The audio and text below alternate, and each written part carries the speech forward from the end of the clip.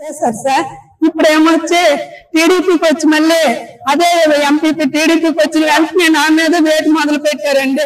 ఈసారి నేను వైసీపీ దాన్ని అనుకుని నన్ను వేధిస్తూ అతను సాంబార్కి పిలిచి విపరీతమైన మాట్లాడుతూ రాజీనామా చేస్తావో చెయ్యమనుకొని మా ఊరు 9 మంది అతని అనుసరులు 9 మంది తోటి పట్టును మేము మొదలు పెట్టేసి మా ఊర్లో నాతో ఎవరు మాట్లాడినా నాకు ఎవరు సపోర్ట్ చేసిన వాళ్ళకి గవర్నమెంట్ వచ్చే పథకాలన్నీ ఆపేస్తుందని చెప్పారు సార్. మాకు ఈ ఊర్లో ఒక దీనిలాగా మేము దించి కొట్టేశారు సార్. నిన్ను ఎవరు కాపాడుతారో చూస్తామనేసి మా మేమేమొచ్చి నిఘా పెట్టి నన్ను 9వ తేదీన దండరేయించారండి ఎంక్వైరీ.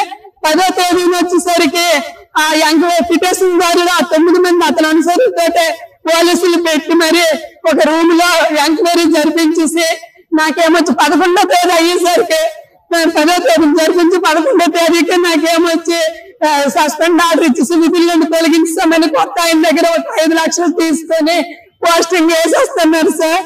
నాకు చాలా అన్యంగా ఊర్లో ఎవరే ఒక్కరు అడిగినా సరే వాళ్ళకి కన్సల్ నాటేస్తుందని బెదిరించారండి. సర్పంచ్ కూడా ఇదంతా సర్పంచ్ తీర్మానం ఇచ్చారు సార్. సర్పంచ్ తీర్మానం ఇచ్చి జనాలు మేమైతే సంతకాలు అయితే పెట్టిస్తామని ఇదిగోండి ఇచ్చారు. ఎమ్మెల్యే గారి దగ్గరికి వెళ్ళాను సార్. ఎమ్మెల్యే మేడంకి సార్ మేడం ఇదిగోండి ఎంతమంది నాకు సపోర్ట్ చేసి సంతకాలు పెట్టారు, మీరే న్యాయం చేయండి మేడం అని అంటే ఆ పిటిషన్ దాన్ని తీసుకొని వస్తేనే నేను చేయగలను, లేకపోతే నేనేం చేయలేను అని ఎంపీ మీదే పెట్టేస్తుంది సార్.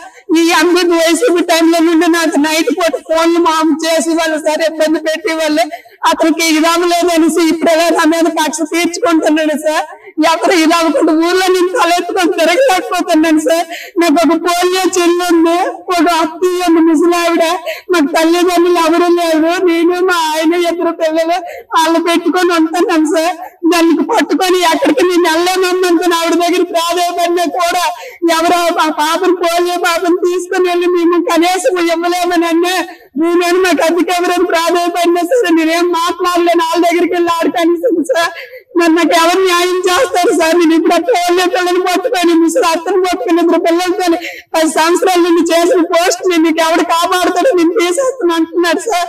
నేను ఇప్పుడు ఏం చెయ్యాలి? మీరే న్యాయం చేయండి సార్, లేదంటే నేను ఎక్కడైతే చనిపోతాను సార్. నా మీద ఇటువంటి అభియోగాలు నాకు ఊళ్ళో మాత్రం చాలా హింసిస్తున్నారు సార్. నాతో ఎవరు మాట్లాడినా నేను తలెత్తుకొని తిరగలేకపోతున్నాను సార్. నేను ఇప్పుడు 10 లక్షలు 5 లక్షలు ఇచ్చాడు, 10 లక్షలు ఇస్తే ఇస్తానంటున్నాడు సార్. నేను ఎలాగ ఇవ్వగలను సార్? మా ఎంపీ బొమ్మ సురేష్ సార్.